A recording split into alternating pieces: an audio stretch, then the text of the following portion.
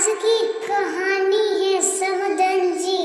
आपकी बेटी को खाना बनाने के अलावा कुछ भी आता ही नहीं है।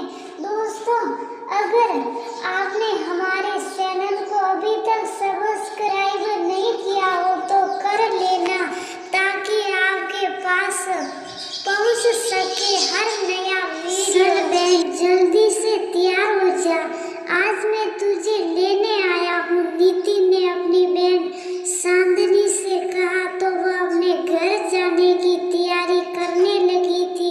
चांदनी पढ़ी लिखी और बेहद संस्कारी युवती थी, जिसे गाड़ी चलाने का बेहद शौक था। कुछ समय पहले उसकी शादी एक बड़े पूरे परिवार में हुई थी, जिसमें उसकी सास विमला, ससुर वेद प्रकाश, जेठ मोहित, जेठानी मोनिका, पति राकेश सभी मिलजुल कर रहते थे। उसके ससुर, पति और जेठ तीनों नौकरी करते थे और सास आराम से घर पर दिन भर टीवी देखती रहती थी, जबकि जेठानी और वह घर पर रहकर घर का काम करती थी।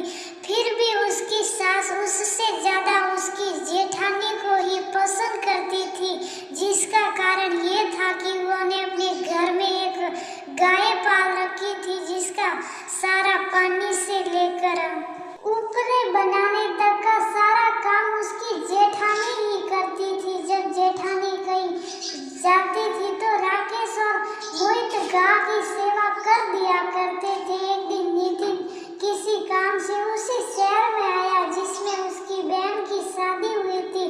तब वह थोड़े समय के लिए अपनी बहन से मिलने उसके ससुराल आया, तो ऐसे ही बातों बातों में उसने उसकी जेठानी से कह दिया था, दीदी किसी दिन चांदनी के साथ हमारे घर भी आओ ना, मम्मी आपको बहुत याद करती है। ये सुनकर विमला गुस्से में बोली, बेटा यदि तेरी मम्मी का चांदनी और मोनिका से मिलने का मन करता है तो तू ऐसा कर, चांदनी को आज ही अपने साथ ले जा। हमें इसकी कोई जरूरत नहीं है, इसे तो बस गाड़ी चलाने का शौक है। घर का काम तो मोनिका भी कर लेगी, भला इसके इस शौक से हमें क्या फायदा। मोनिका तो घर के काम के साथ साथ दिन भर गाय की सेवा भी करती है। गाय का सारा पानी और दूध का काम तो राकेश और मोहित भी कर देंगे, परंतु गोबर के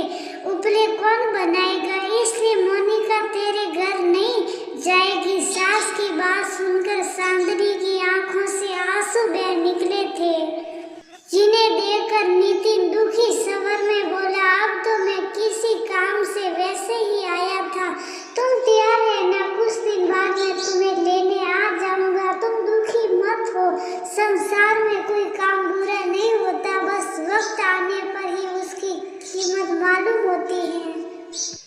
ये कहकर वह चांदनी को प्यार से समझाकर अपने घर चला गया था। कुछ दिन बाद एक दिन जब चांदनी के पति, ससुर और जेठ सभी ऑफिस गए हुए थे, तब विमला खाना खाकर आराम से सोफे पर लेटकर ड्राइंग रूम में टीवी देख रही थी। तभी अचानक उन्हें दिल का दौरा पड़ा और वह सोफे से नीचे गिर पड़ी थी। उनके गिरने की आवाज सुनकर चांदनी जब ड्राइंग रूम में आई तो अपनी सास की हालत देखकर वह उन्हें तुरंत गाड़ी में बिठाकर अस्पताल ले गई थी और डॉक्टर से चेकअप कराकर उनका अच्छी तरह से इलाज करवाया। थोड़ी देर बाद जब उनकी तबीयत में सुधार आया तो डॉक्टर मुस्कुराते हुए उनसे बोले, अच्छा हुआ आपकी बहू आपको सही टाइम पर अस्पताल ले आई, यदि थोड़ी सी भी देर हो जाती तो आपकी जान भी जा सकती थी।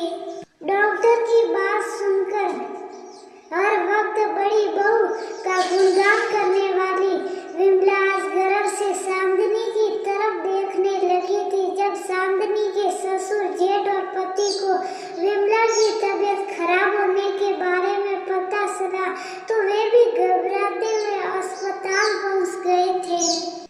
अस्पताल पहुंचने के बाद जब उन्होंने विमला की तबीयत में सुधार देखा तो विमला मुस्कुराते हुए बोली, आप सबको मेरी चिंता करने की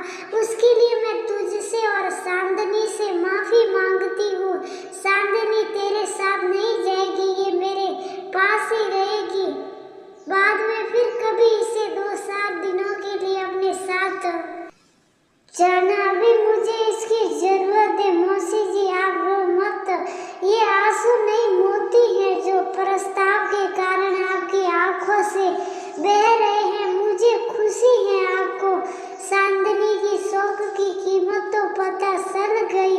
मैं चांदनी को बाद में ले जाऊंगा, फिलहाल ये आपके पास रहे